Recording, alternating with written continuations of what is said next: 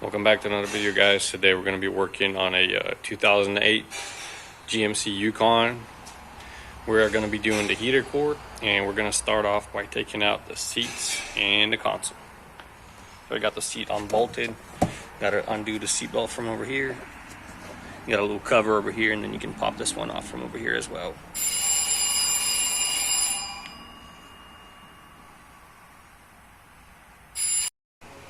With the seats and console out of the way, we can work on removing the side covers and a pillow covers right there. And the next thing we're going to move on to is removing this piece right here. I like to use a plastic prying tool for something like that, so you can just slide it underneath there and gently pop it off. On the driver's side of the dash, you're going to see this metal bracket right here. I'm going to have to get that out of the way as well.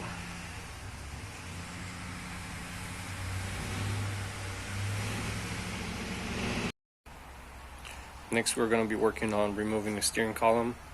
I usually like to mark it where it's seated. Yeah, we can get it on in the right spot. And also use some zip ties to keep it from moving. That way we don't damage the clock spring. And with the column out of the way, we're going to focus on 4 bolts that we have over here. There's going to be one over here, second one right there, third one down the line, and then a fourth one right back there on the passenger side.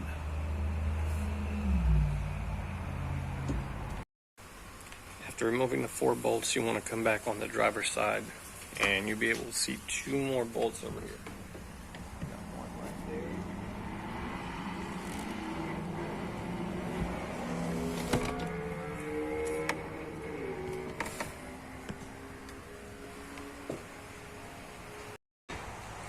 After removing the bolts, we're able to pull the dash to the side, and we use a bungee cord to keep it in place.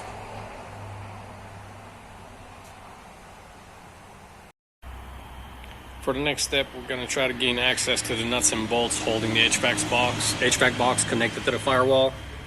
And we're going to start by removing the battery.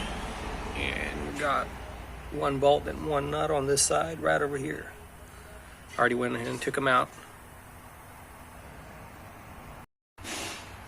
Now, as far as the rest of the bolts go, we're going to have 1 over here. It's going to be right there. And then we have 1 more right over here. It's kind of hard to see. Let's see if I can get a better view of that. It's going to be right back there.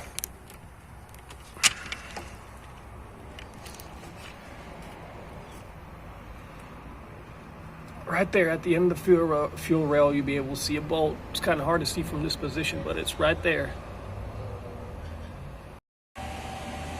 So as it turned out, guys, we're going to have some stuff to remove right behind the accumulator dryer. It's kind of hard to see.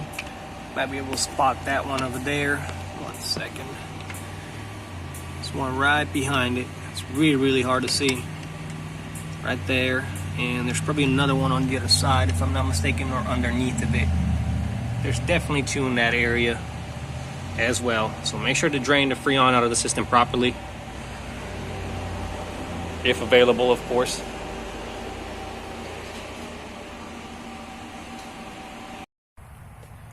With the dryer out of the way and the bolts behind it as well, we are going to continue to work on the last nut that is behind the intake right over here. It's very, very hard to see. See if I can get the phone in there for y'all. Be able to get a quick look at that.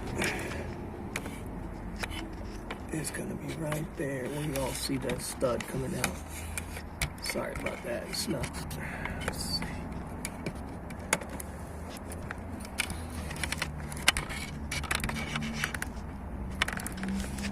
Basically, right there, we all see that stud.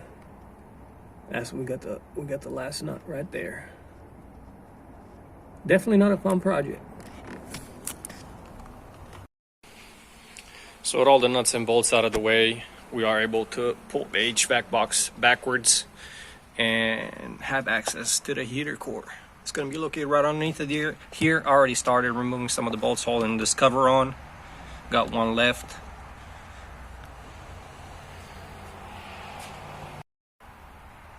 Alright, there's the coolant. Definitely had a leak.